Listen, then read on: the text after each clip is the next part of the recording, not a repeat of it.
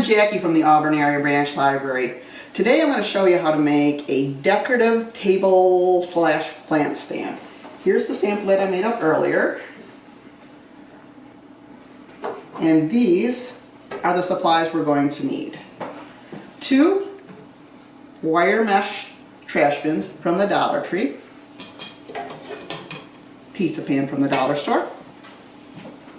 Paints, we can use either spray paint if you want to do this outside, or I use chalk paint. My favorite Mod Podge, this is the matte finish. E6000, this is a strong adhesive. It works wonderfully on everything, and you'll use this an awful lot on a lot of your projects.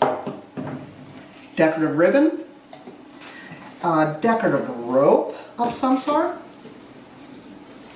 and a glue gun, of course, and a type of decorative paper to put on the top of your pizza pan. Now, for the sample that I showed you, I used this contact paper that I got at the dollar store. Of course, you can use your 12 by 12 scrapbook paper, but I'm going to try to use a page out of this calendar. When I saw this at the dollar store, there were so many cute pictures in it. Oh, those piggies. Look at that cow. But the one I really want to use is this little lamb pie. Isn't she a cutie? I'm going to call her Daffodil. She makes me smile every time I look at her. So now that you know the supplies we're going to use, let's get started. So we're going to start with the base.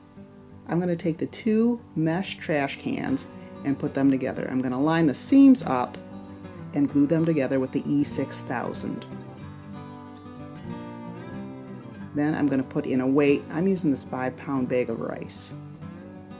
Then I'm going to put some ribbon around where the 2 trash cans meet with the hot glue gun. I'm going to put the seam in the back where it lines up with the line of mesh on the trash cans. And there it is. Now I'm going to paint the back of the pizza pan with 1 coat. You don't really need to do this. You're really not going to see the back of the pizza pan when you put it on the table, but I just put it on there.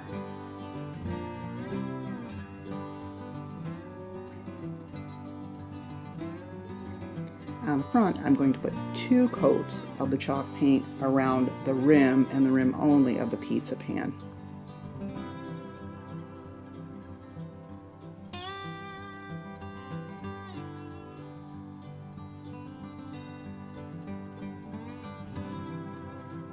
Now I'm going to put the picture inside of the pizza pan.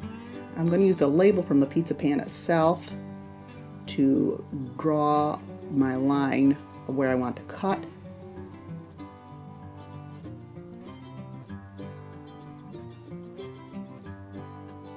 And that looks about right.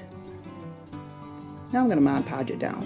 I'm going to put a coat of Mod Podge on the inside of the pizza pan, the part that's not painted. Just push the picture down with your hands, flatten it out, and if you need to, you can use a card. I kept getting bubbles here, and I was worried about it, but in the end, they did flatten out after the Mod Podge dried.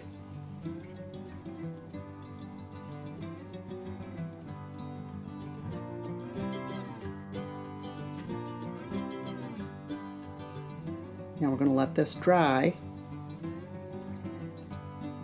and then add another coat of Mod Podge to seal it in. I also put Mod Podge over all the painted portions too, to seal in the paint to keep it from scratching.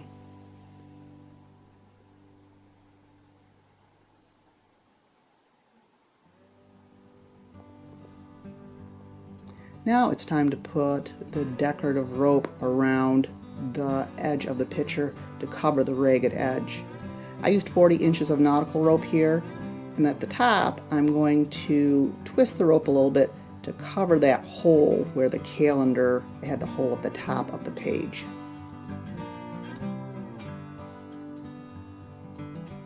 And there it is. Okay, So now we're at the point where I'm going to put the tabletop onto the base. The base is 9 inches across. The pizza pan itself is 13 inches across. So that means I have to go in 2 inches on each side for the tabletop to be in the center of the base. Now, if you're good at eyeballing things, you can go ahead and do that. I am not, so I'm going to make a few lines here. So when I go to put the base on, I'll know right where it should be. I've also labeled the top here, so I can line the top up with the back of the table. Okay, I've got my lines on here. The next thing I'm going to do is put my E6000 glue along the rim.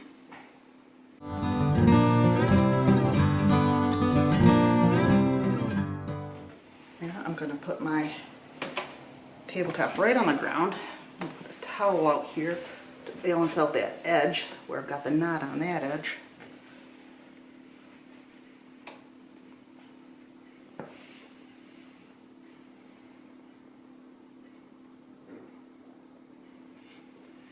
Oh, there's the top, and I want to line that up. Okay. And before it dries, you have some time to move it around a little. Okay, looks like I've got it in my lines pretty good. And just like before, when I was putting the cans together, I'm going to weight it. So I'm going to put that bag of rice in there and let it set for a little while. And there you go. Our table is finished. As you can see, these are the same type of table with 2 completely different looks. Just by changing the paint color, the paper, the cording, and the ribbon, you can give this table your own unique style. Now that you know how to make one, I hope that you will. Thanks for crafting with me, and I'll see you next time.